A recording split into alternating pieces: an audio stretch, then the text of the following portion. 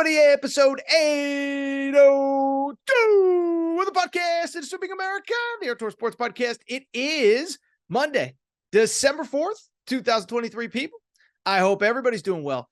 I hope everybody had a great weekend. So much football, so much even college hoops. I am back from my trip with college hoops. Bud Walton on Wednesday, Phog Allen on Friday, and we got ourselves a jam-packed Monday show.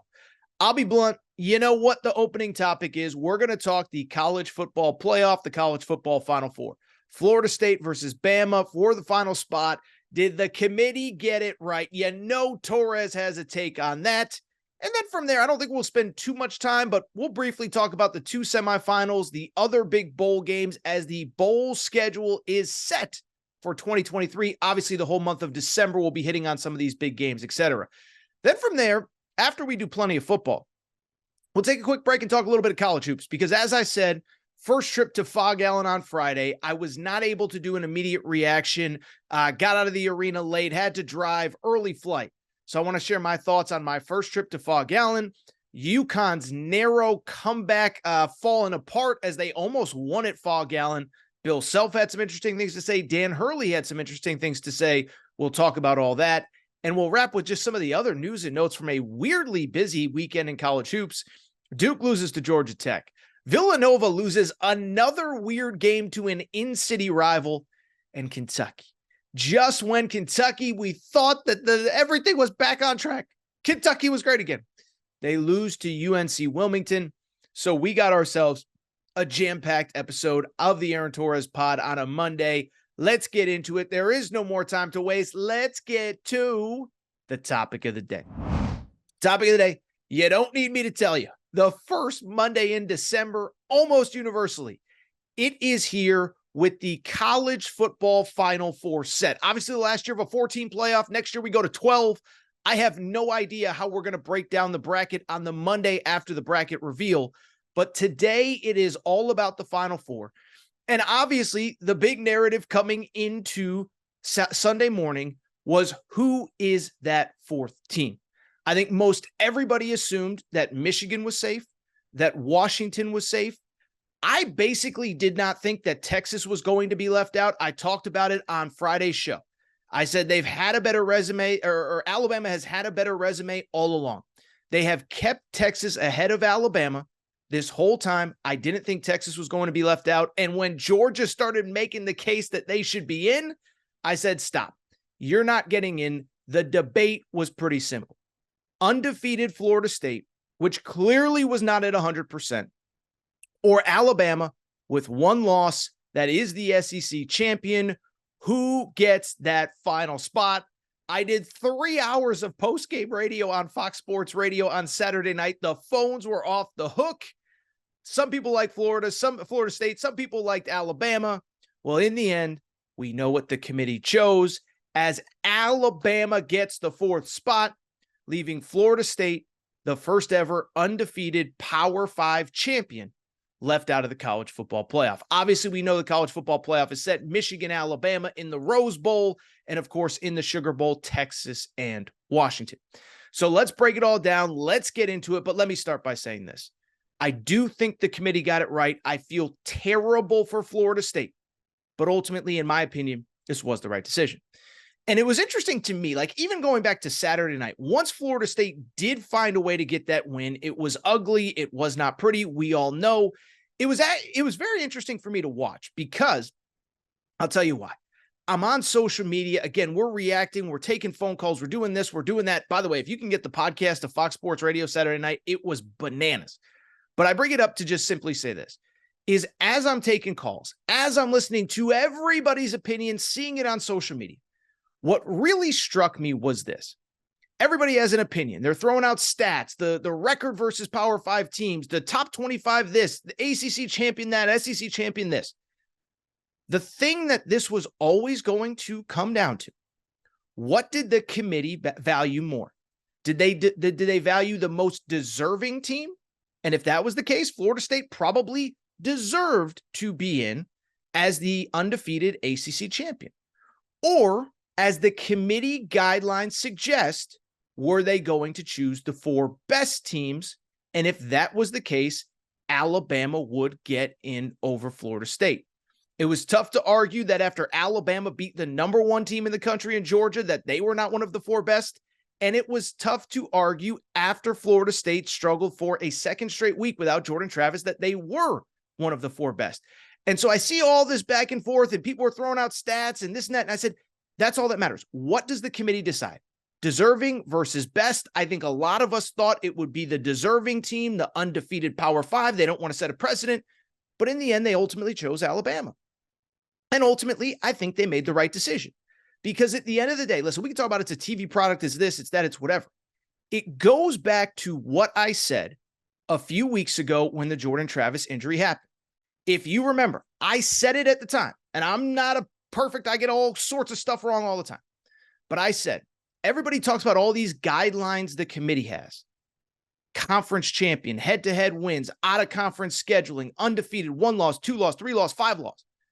The number one thing in the committee's bylaws right now under the 4-team format that officially is now done is to pick the 4 best teams. And then they use the other criteria to determine it. Are you a conference champion? Are you undefeated? Are you this? Are you that? Well, coming out of Saturday, if the goal was to pick the 4 best teams, as I said it was 3 weeks ago, it had to be Alabama. You can be anti-SEC. You can be anti-Alabama. I don't think anyone can argue that Florida State is better than Alabama at this moment, at right now, without Jordan Travis, who would not be available for the college football playoff. It'd be different if this was a 2-week injury and he might be able to play, but we know he's not playing. And first off, let's talk about Alabama's resume. It's not perfect. It's not unblemished, but for a team that almost missed out, it's pretty freaking good, right? 12-1. Their only loss came back on September 8th. September 8th was their only loss of the season. It came to a team that made the playoff, by the way. Like, it'd be one thing if they lost to, Texas Tech, whoever, Baylor, that was 3-9. They lost to a team that made the playoff. Since then, they have ripped off 11 straight wins. They have an incredible resume since then, 4 wins over top 25 teams, including what I would argue is the second best win of the year overall, which is beating Georgia on a neutral field. The only win, in my opinion, that's better than beating Georgia on a neutral field, Texas beating Bama at Bama. By the way, that's why I never thought Texas was going to get left out. Never thought Texas was going to get left out. But Bama, listen, we can agree, we can disagree. It's hard to argue after watching them against Georgia and looking at the totality. I know people are going to say, well, what about the Iron Bowl? Well, they won the Iron Bowl, and it wasn't pretty, but they found a way, and then they bounced back with the best win of their season. If Florida State had played terrible in the Swamp and barely won, like Alabama did in the Iron Bowl, and then bounced back with a dominant win in their best effort of the season, we would have felt differently. But it didn't happen. And again, I know I'm repeating myself. The committee's only job was to pick the 4 best teams, and Florida State wasn't it. It sucks. I feel terrible. By the way, I had Florida State in my preseason Final Four. I would have loved for them to make it. I feel bad for those kids. I feel bad for Mike Norvell. We saw the cameras in their facility on Sunday morning. I don't think that they thought they were being left out. But ultimately, again, the goal is to pick the best 4. Florida State wasn't it by the end. When they lost Jordan Travis, they did dominate North Alabama after he got hurt. But the last 2 weeks, 224 yards of total offense against Florida in the Swamp. 206 yards against Louisville. And if you want to argue Louisville's defense is okay, that's fine. But Kentucky scored 38 points against Louisville a week before. So don't tell me that Louisville is somehow the 85 Bears. They're not. And when I look at the Florida argument, 2 specific things stand out. Remember, number 1 bylaw of the committee, pick the 4 best teams. Well, guess what? Let me backtrack. Let me ask you a question. Did you hear anyone from the Florida State side of things, whether it's the commissioner, the ACC commissioner, Mike Norvell, the AD, players, fans on social media, and everybody's loud on social media. Did you ever hear any Florida State person, anyone affiliated with that school, argue that Florida State is one of the 4 best teams in college football right now? I didn't get a chance to listen to all of Mike Norvell's press conference on Sunday. I'd be curious. if he was asked point blank, do you believe you're one of the 4 best teams in this sport right now as you're currently constituted without Jordan Travis? Because to me, that was always part of the conversation. They're not one of the best 4. I didn't hear anyone from Florida State argue that they are. I heard they're the most deserving. I heard, well, we're an undefeated team. I heard we're an undefeated conference champion. I heard it's never been done before. I heard all of those other things, but nobody answered the question, are you one of the 4 best? I'll give you a funny story, an interesting story. I remember I think it was the 2017 playoff, whatever it was. It was the year that Alabama with Tua beat Georgia in the SEC title game. But that year, not a lot of people remember. Alabama was the number 4 seed, and it came down to number 4 Alabama versus number 5 Ohio State.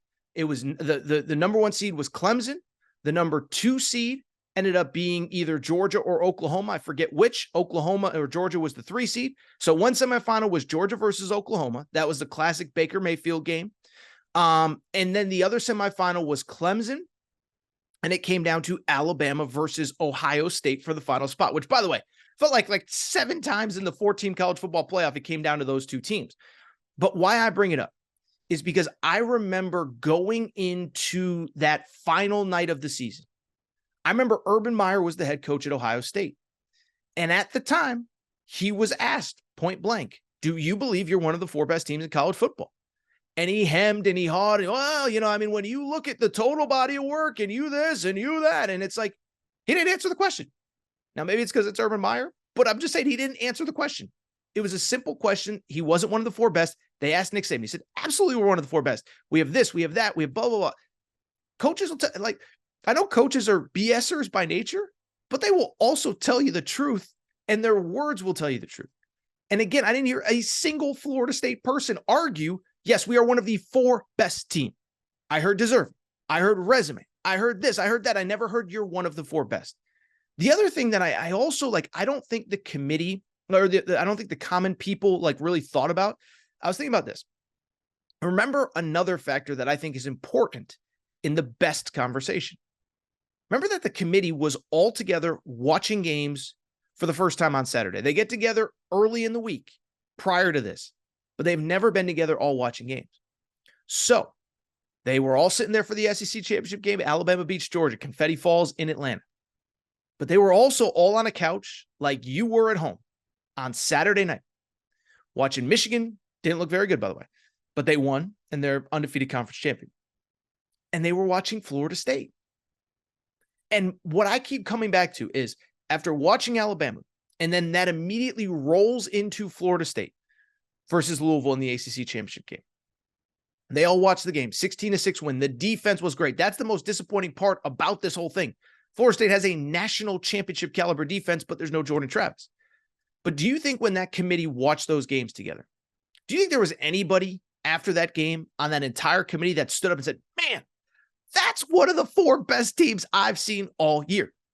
No. And so again, that's where the best versus deserving came in. And the fact that they had a standalone stage, essentially, we knew Michigan was in, we knew they weren't losing to Iowa. So we were all watching that Florida State game. That standalone stage, they had the moment and they didn't capitalize. They won the game. Good for them. You're ACC champs forever. But if you wanted this opportunity, it was there and you didn't do enough. To me, that's the biggest difference between Florida. Like what I would say is this. Let me even keep it as simple as I possibly can. You want to know why Florida State is not in the college football playoff? And this would be a little bit of an abstract historical note, but I think it's worth tossing around here. The reason Florida State is not in the 4-team college football playoff is because they don't have their own Cardale Jones. Okay. And I know I'm going a lot of different directions, but stay with me. Remember in 2014, there were 6 teams for 4 spots. Alabama was in as the SEC champ. It was Oregon and Florida State. Oregon was the Pac-12 champ. Florida State was the ACC champ, ironically. And then there was Baylor and TCU in the Big 12. And there was Ohio State in the Big 10 in the 6th spot. And Ohio State was down to their 3rd-string quarterback. Braxton Miller got hurt in the preseason. JT Barrett came in. He got hurt in the Michigan game. They were down to their 3rd-string quarterback, a guy by the name of Cardale Jones. And they went into that Wisconsin game in the Big 10 championship game. And everyone assumed even if they won, it was going to be ugly. They ended up winning 59-0. And they kind of made a statement like, you can't leave us out. We're one of the 4 best. They get in, they end up winning the national championship. Florida State is not in for any reason other than that they did not have their Cardale Jones. They did not have their guy that could step in at the most important moment. And now, by the way, most teams don't have a third string quarterback who could do that. But again, you have a chance on a national stage to prove unequivocally that you deserve to be in, and you couldn't do it. You won the ACC. You proved you were the best team in that conference. You proved you were a great team with Jordan Travis, but you couldn't get in. So I feel bad for Florida State. I do. A couple other thoughts that I just want to just throw out there. One, when I brought up the best versus most deserving conversation earlier on social media and even on my radio show on Saturday night, I had a lot of people push back with, well, I mean, if it's really about this is all about the SEC. And if it was really about the 4 best, then why not just put in Georgia? Like that was a real conversation, right? Was, well, I mean, if it's about the 4 best, then it's not about the 4 best. It's about the networks doing whatever they want. No, it's not about the networks doing whatever they want. Because remember last year, if the networks did whatever they wanted, you know who was number 5 last year? Alabama. We forget last year, the Final 4 was Georgia 1, Michigan 2, TCU 3, Ohio State 4. But never forget, the real debate, once the games ended, was TCU versus Alabama, a 2-loss non-SEC champion. And the committee said, Alabama, you're not good enough. We're not putting you in. So I just bring it up because it's not about like, oh, well, it's a TV product, so they clearly want Alabama. Then I heard it's a lot of, well, I mean, it's because they're in the SEC and Florida State's in the ACC. And I heard this a lot. I heard people like, well, Florida State has to leave the ACC now. I'm like, no, they don't. Stop with that. Bottom line is this. Obviously, look, nobody wants injuries. Can we let's stop with that. That's one. 2, I'm sorry, but if Michael Penix, God forbid, got hurt 2 weeks ago, and then Washington struggled against a terrible team and then struggled to beat a fringe top 15 team in the conference championship game, I don't think they would have been in. Let's say, okay, perfect example. Washington, Apple Cup. Let's say they went on a walk-off field goal there, and then they go to the Pac-12 championship game. They're not playing Oregon, a top 10 team, but they're playing Oregon State, a fringe top 15 team. And they win 16-6, and they can't move the ball, and they need a bunch of field goals. Washington isn't getting in the playoff. If Texas didn't have Quinn Ewers, and they won the Big 12, 16-6, I don't think they're getting in. So I don't buy that. I also heard the narrative that, well, if it's really about the 4 best, just put Georgia in. Stop with that. There is no metric other than last year's national championship that shows that Georgia's one of the 4 best teams. Like, I heard that a lot. And me and my radio partner, Jason Martin, got into it a little bit. It's like, well, I mean, just put them in Georgia then. I'm like, why? What has Georgia done this year in 2023 that proves they're one of the 4 best? Didn't win their conference, lost their biggest game of the year, have no notable out-of-conference games of note. They don't have fewer losses than anybody in the college football playoff. Like, what is the argument for Georgia? Oh, well, they won that. Well, they hadn't lost until Saturday. Yeah, so what? It's not about what you did in 2021 or 2022. It's about what you did in this moment, in this season. They had a great season, but you can only put 4 teams in. And there's nothing other than the G on the side of their helmet that makes you think that they're one of the 4 best teams.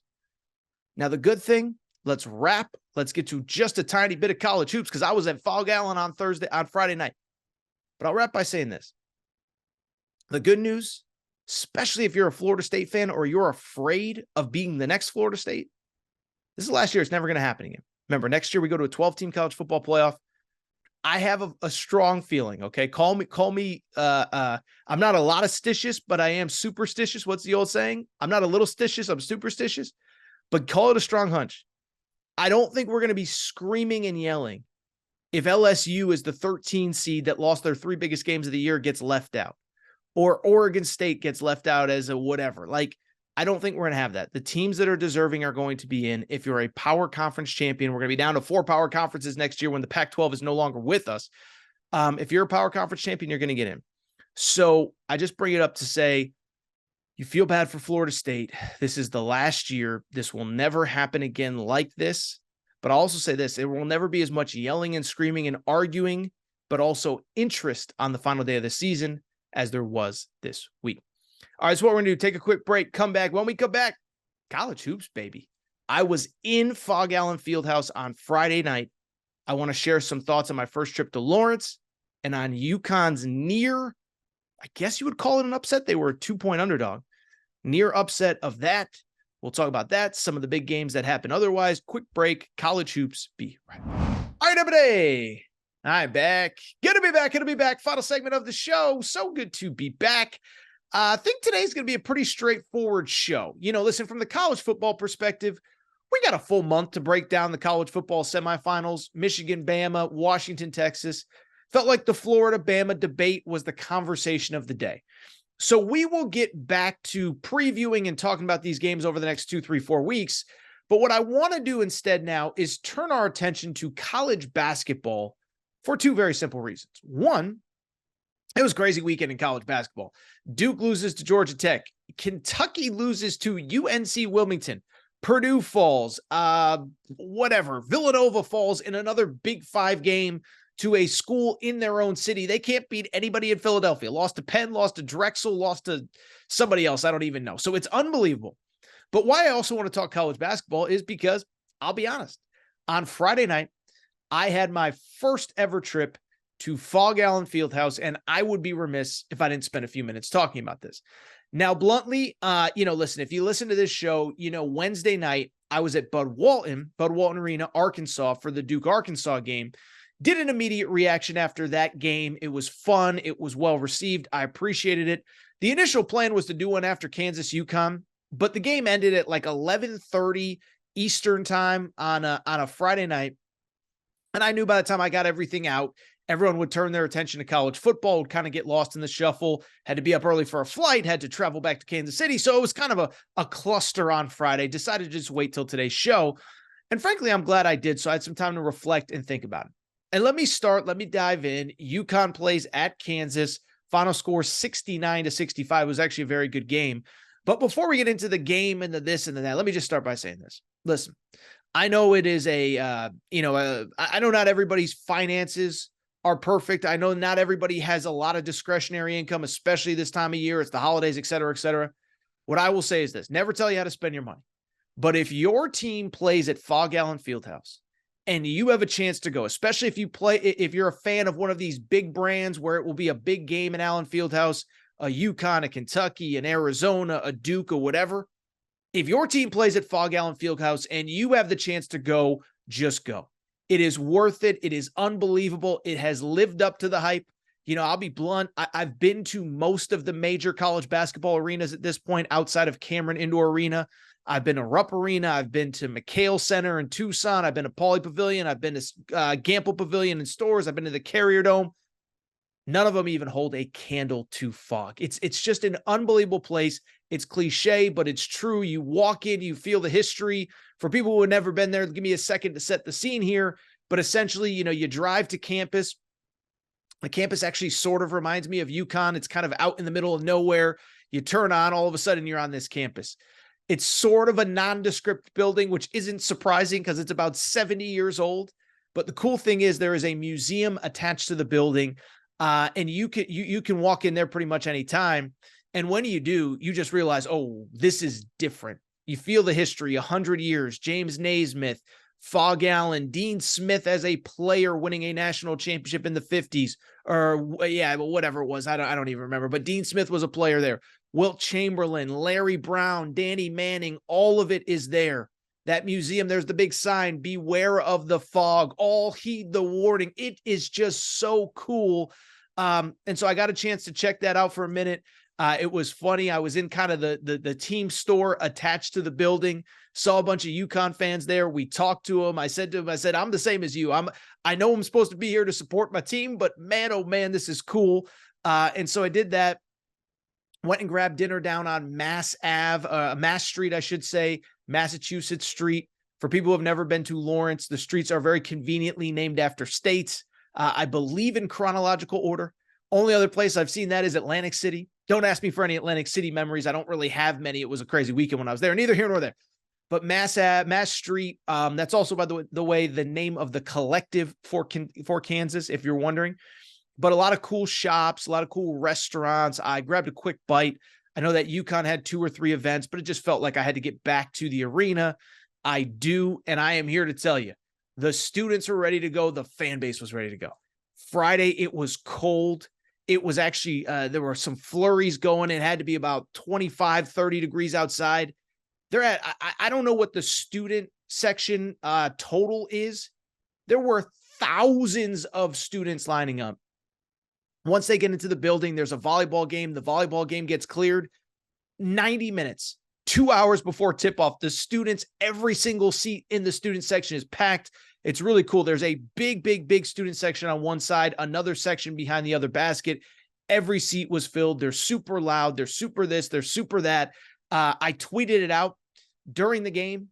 Everything that the Cameron crazies used to, remember the Cameron crazies? Like about, 15, 20, 25 years ago, when it was really a thing, Christian Laettner and those, Steve Wojciechowski, those late 90s Duke teams, and the Cameron Crazies just jumped and yelled and screamed for the full 90 minutes.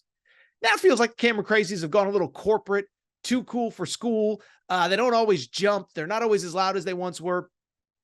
Kansas was the exact opposite. I think it's the best student section in the country, super loud. The arena gets loud. I'll say this, it is super hot up in there. They don't believe in air conditioning. Maybe the heat was on because it was so freaking hot outside, but just a cool arena. It actually, in a lot of ways, reminded me of Bud Walton. It's a very large amount of people in a very small space. It's funny. I saw a buddy of mine who actually works at UConn, but was there for the game. And he said, Phog Allen holds like 16,000, which is essentially what UConn's off-campus arena, the Excel Center holds. The Excel Center has to be about 2-3 times the size. Phog is just small. Everybody's cramped on top of each other. The entire arena is bleachers.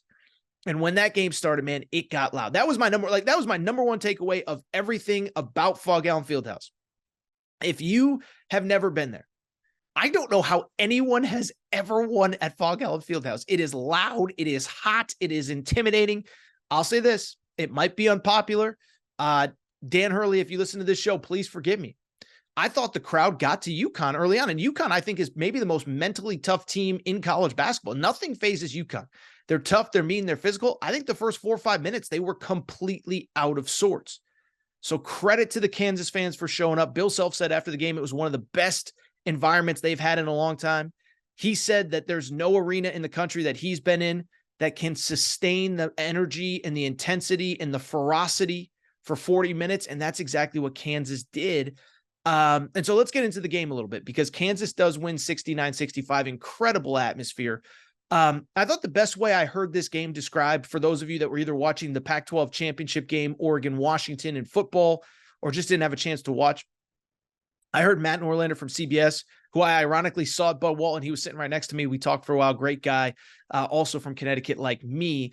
But I thought the best way that I heard the game described was that Kansas really controlled about the first 7-8 minutes of the game. And then probably the final 2.5, 3 minutes of the game. And everything in between was really UConn. It was interesting. Kansas jumped out to a big lead. It had to be about 12, 13 points at some point. And then UConn just started chipping away. Ends up being a 5-point deficit. They end up going on a 5-0 run right before the half. They go on a 5-0 run right out of the half. And it was at about, about 11 minutes to go. They took a lead on a big Tristan Newton 3. Take the lead 47-46, and they're kind of in control for a good part of the second half. Now, to their credit, final few minutes, Kansas made all the plays. I thought from the Kansas perspective, listen, Kevin McCullough was awesome. That is the guy, second-year transfer from Texas Tech, could have gone pro, and he thought he would go pro. He decides to come back. He hit 2 dagger threes that killed UConn. KJ Adams, awful story for people who don't know. His mother just passed away from cancer. I think my understanding is her services were after this game. He and a couple of the assistant coaches actually flew down for the services right after this game. But he was the guy that UConn had no answer for. Kevin McCullough was the leading scorer, but KJ Adams, 18 points, was, I thought, the most impactful player on the floor. That famous Kansas play, the short roll where he sets the pick and immediately rolls to the basket, UConn had no answer for that all night. And I know there's this reputation that Kansas gets all the calls and all the whistles and all the this and all of that at Phog Allen. They didn't win because they got any calls or whistles or anything more than UConn. They were just the better team on that night in that moment and deserved to win. From the Kansas perspective, or from the UConn perspective, let me say this. First of all, Tristan Newton right now, he is a first-team All-American, okay? I know UConn lost. I know it's frustrating. I know it's disappointing. But that dude was a terror on Friday night. 31 points, 6 3-pointers made. Bill Self said after the game, he said, that was the best player on the floor tonight by a mile. 31 points, 6 threes, as I said. And here was the thing Bill Self also referenced. He goes, every shot he made was late in the clock with a hand in his face. So Tristan Newton had just an incredible night, an incredible performance. And I guess you could look at it from one of two ways. Outside of him, nobody for UConn really played that well. So on the negative, you could have won if you got a little bit more production, but on a positive, you lose by 4 in maybe the toughest road environment in college basketball, and nobody else really played well. Donovan Clingan, the center that had so much hype coming in, he was injured in the preseason, so I think he's a little slow to come back. He finished with just 8 points in that game. Now that's a credit to Hunter Dickinson too. I don't want to dismiss the Kansas game plan. They had a great game plan. They did a great job. So I don't want to in any way, shape, or form make this seem like I'm the bitter UConn guy that doesn't appreciate or respect what Kansas did defensively. But Donovan Clingan only has 8 points. Alex Caravan, who was the leading scorer coming in, I believe, he fouled out with 10 points. And then after that, Cam Spencer, who of course is the transfer from Rutgers, who had a great early part of the season, had only 6 points with a little bit of a foot injury. Also worth noting, UConn All-American freshman, McDonald's All-American, Stephon Castle. Many believe he is a lottery-type talent. Did not play in this game. Now, he was back in uniform. He went through layup lines, but he did not play. That was kind of the guy that UConn needed. Now, obviously, Dan Hurley, one thing I respect about him, he's always going to put his players before the team from a health and safety standpoint. He's never going to rush anybody back. He's never going to put anybody in a position when they're not ready to play. And so I think from the UConn perspective, you can look at it from one of two ways. As Dan Hurley said after the game, there are no moral victories. We don't do moral victories at UConn.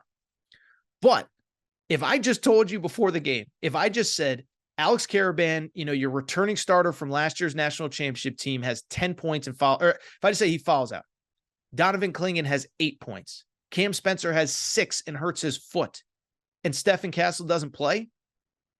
I bet most UConn fans would be like, wow, that's a 20-point loss. We're going home with our hat in our hands out of the Phog. Instead, it's a 4-point game, and I think there's a lot to build on. Now, from the UConn perspective, it doesn't get any easier. They play North Carolina on Tuesday in the MSG and the Jimmy V Classic. North Carolina, of course, coming off that big win against Tennessee at home. Listen, I'm not going to sit here and say it's a must-win for UConn, but you don't want to lose 2 in a row. They still have a game against Gonzaga later in this month. And then, oh, by the way, Big East play starts. And the Big East, I know it's been kind of a weird couple weeks. Marquette lost on Saturday. Villanova is up and down. But you don't want to go in on any sort of losing streak or losing trend going into the Big East. So a big one for UConn on Tuesday against North Carolina. We'll talk about that on Wednesday's pod. From the Kansas perspective, you get the win. Bill Self talked about it. Like, it wasn't a must win. Like, that's not the right thing to say. But they host Missouri this weekend in a big rivalry game. Missouri's going to show out like UConn did with a lot of fans. And then they got to go to Indiana a week from now as well. So they really couldn't afford a loss either. Kansas gets the win. Awesome environment. I loved being there. Last thought. Dan Hurley was asked about the impact of out-of-conference scheduling. And what he said was, I believe in not only big out-of-conference games, I love them on the home courts of my program and other programs as well. So I'm paraphrasing a little bit, but essentially what he said was, it's good for college basketball. We will, as long as I am the UConn coach, we will try to schedule as many of those as we possibly can.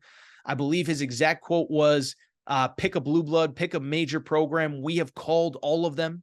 Some of them are more reciprocal than the others, but I don't think that UConn is slowing down anytime soon in terms of marquee out-of-conference games. The cool thing, by the way, feels like there's a lot of younger coaches, I say young as in 50 and under, who kind of get the importance of the on-campus games. Tommy Lloyd and John Shire, credit to them. We can talk about Duke in a minute, but they have a home-and-home Arizona and Duke this year. Duke just played at Arkansas. I know that's part of the challenge, but still. But I think we've gotten to a point where too many neutral site games. Listen, I love John Calipari, but this is one thing he does that I don't like. Basically every big game except for the ones that he's required to are neutral site games. So I bring it up because I think that's really good for college basketball. I don't know what the future of UConn scheduling specifically holds, but if you enjoyed that game, it's a good sign that Dan Hurley has said they are not only receptive to home and home games, he wants to do it, and we'll see if he can keep it going. Really quickly, before we get out of here, let's switch gears, talk about another couple very intriguing results from Saturday. And I'll say this, like first of all, if you're going to lose a college basketball game, Saturday was the day to do it because nobody was paying attention to college basketball.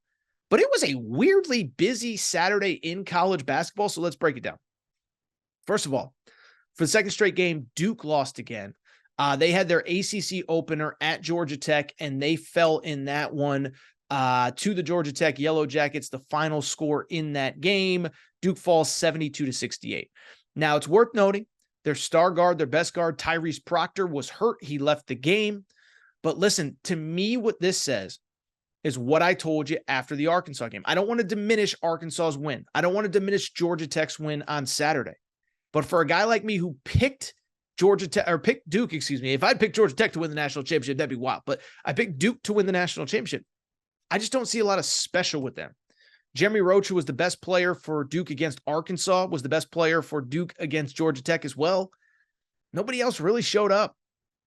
Kyle Filipowski, 12 points. He's fine. He's not great. Tyrese Proctor gets hurt. Maybe they win if he doesn't, but still, he hasn't been having a great year. And I think from Duke's perspective, the big thing that stands out to me, Mark Mitchell, that is a kid, if you don't follow Duke basketball on a day-to-day basis, 6'9", super athletic, was a McDonald's All-American, averaged 9 points per game as a freshman. And it was seen as like a major coup that whatever you want to call it, that he came back for another year of college basketball. Well, he's come back. He's been not very good. He is averaging 11 points per game, but his shooting percentages are way down. I think he's hitting 7% from three, if my notes are correct, that I took before the game. And so I just bring it up because I sit here and say, that kid, it's just one of those situations, right, where I think when guys come back for another year of college basketball, when they're a pretty good freshman and they come back, I think we always kind of assume that guys are going to make the leap, take the next step. This kid has not. And I'm not trying to be mean or crass or rude or whatever. I think it's just a fact. And so if you're Duke, like that's a guy that I think you expected to go from 9 points a game to 14, 15, 16 points per game, and it just hasn't happened. And he certainly hasn't been more efficient. So Duke has plenty of time to figure it out. Good news is, really, next few weeks are pretty light. They do play Baylor right before Christmas, December 20th.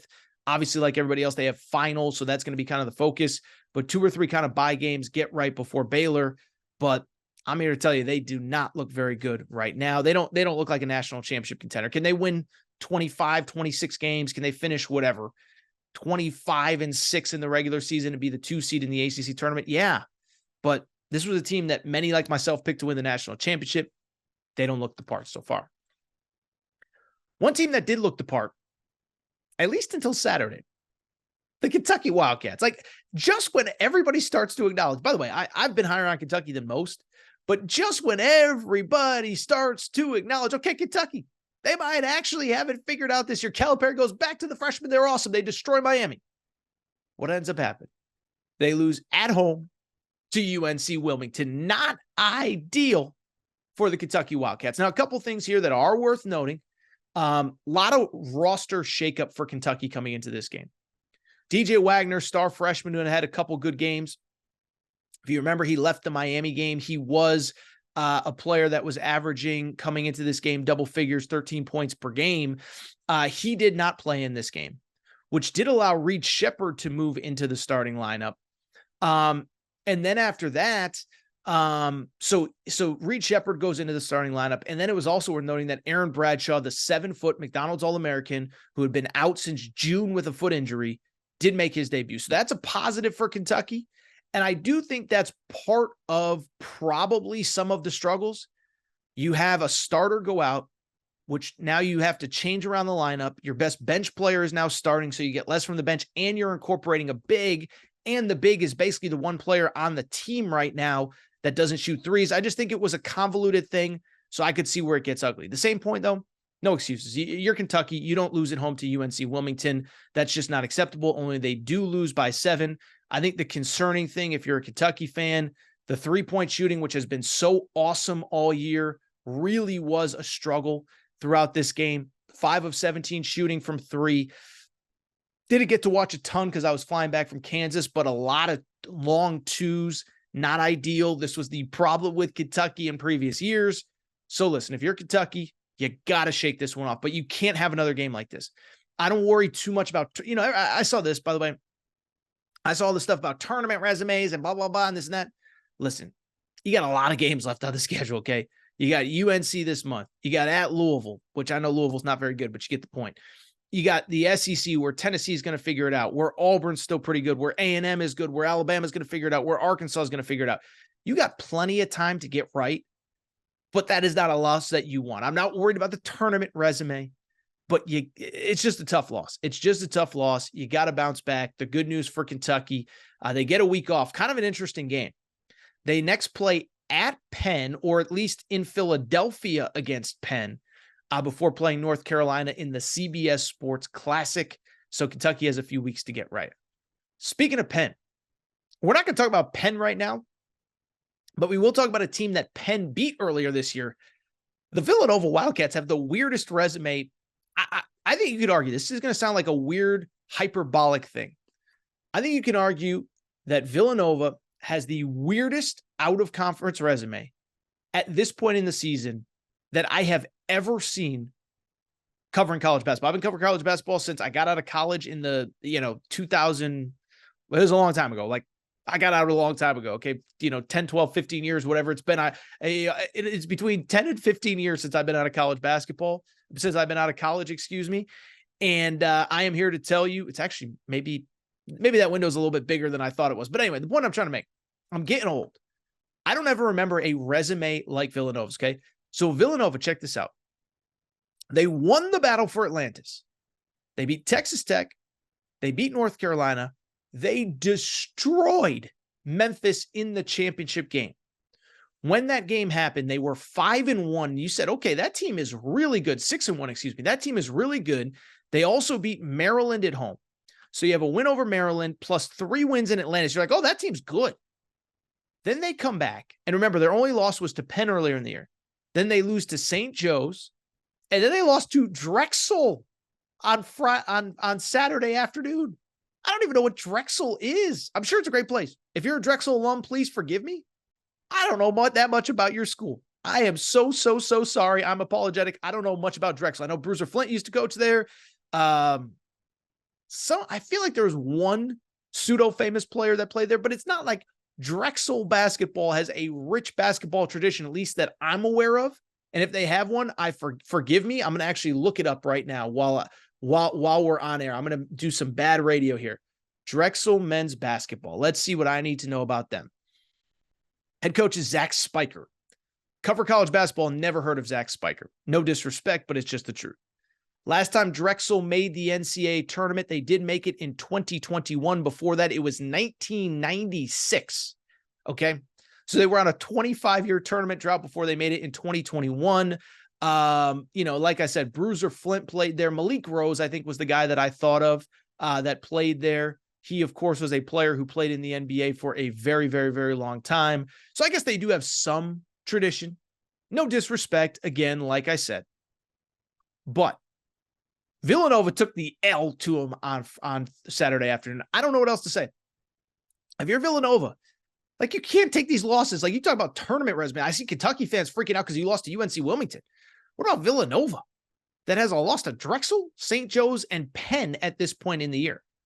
Like everybody else, there's plenty of time to catch up in Big East play. The Big East kind of had a weird weekend. Marquette loses. UConn obviously lost at Kansas, although I'm not going to dock them too much for losing the number 1 team in the country on the road. But you're Villanova. You got to get these wins, man. You got to get these wins. Listen, at some point, there may be a conversation to have about Kyle Neptune, the head coach of Villanova. We can save that for another day. We don't need to do the Kyle Neptune rant the day the college football playoff rankings come out, but not a good night for Villanova. And I really do question if he's the right guy for that job. We can continue that conversation another time. One other result of note, This was from the weekend. It was actually from Friday night when UConn was playing Kansas. Purdue, number one team in the country, loses on the road to Northwestern. And I think you guys know my stance on Purdue. I'm a little lower on them than most. I think they're perfectly fine. I think Zach Edey's great. I think once you get past Zach Edey, it's a whole lot of eh. And so I bring it up because on Friday night, they lose on the road in their Big 10 opener to Northwestern. Zach Edey was awesome. 35 points, 14 boards. But you get outside of them. You know, Fletcher Lawyer had a decent game. Lance Jones, 1 for 7 from 3. There's just not a lot there. And so I'm not going to go on my Purdue rant right now. It's just one game. But I just don't know if they have the dudes outside of Zach Edey. Everybody keeps telling me, well, you know, Virginia, they lost in the first round as a 1 seed, then they won the championship. They had 3 NBA players. Purdue might have 1 maybe in Edey, and that's it. So Purdue is the number 1 team, loses in the country. Congrats to the Arizona Wildcats, who almost certainly will be number 1 come Monday. Much deserved. I've said it for 3 weeks. People get mad at me. Purdue was number 1. They did have the best resume, maybe still do have the best resume with wins, neutral court wins over Marquette and Tennessee. But the best team that I've seen is the Arizona Wildcats. And again, barring something surprising, they will be number 1 come Monday. All right. I think that's it for this episode of the Aaron Torres pod. I think it's time for me to get out of here on a Monday. Very light, fun show. By the way, if you like the show, don't worry. We ain't slowing down. We're going to have a lot of college football portal over the next couple of weeks. We'll have bowl previews. We'll have college basketball. I may have a big guest or 2 lined up, so stay tuned for that. If you're not subscribed to the Aaron Torres pod, please make sure to do so. Apple, Spotify, YouTube. If you're not subscribed on YouTube, we're closing in on 30,000 subscribers. Do your boy a favor. By the way, I didn't even mention this. For the folks in Kansas, thank you. I mentioned this in the Arkansas podcast, but I had a lot of Arkansas fans that listen to this show come up. Thank you for your guys and girls support. And it was the same at Kansas. Had a couple people come up, shake your hand, love what you do. Considering we don't even talk that much about Kansas, it means a lot. And I appreciate everybody's support. And again, Phog Allen, like Bud Walton, was amazing. It was a great week of travel, great week of college hoops. And I should mention, blessed to do what I do. So I couldn't do it without your guys and girls support. So thank you for all of that. And the one thing I promise, if you guys keep supporting me, I'm going to keep putting out great content. I want to get on the road more. When these opportunities present themselves, I promise I will. If you're not subscribed to the show, as I said, make sure to do so. Apple, Spotify, Amazon Music, Google Music, and YouTube. You want to do me a favor, leave a rating, a 5-star rating on Apple. That really would help. And also make sure you're following on social media at Aaron_Torres on Twitter, at Aaron Torres Pod on Instagram, Aaron Torres Podcast Questions at gmail.com. If you have any questions, Aaron Torres Podcast Questions at gmail.com. By the way, any Bama fans that listen, if you're coming out to Pasadena, hit me up. I got plenty of advice and suggestions for your trip. But I think that's it for right now. It's a good little Monday show. Get you in, get you out, get you talking topics of the day. But it is time for me to go. Shout out to Torrin Craig. Shout out to Rachel, who hates my voice. Shout out to JJ Redick. You F-head. Unblock me, bro. I'll be back on Wednesday. New episode, Aaron Torres Pod.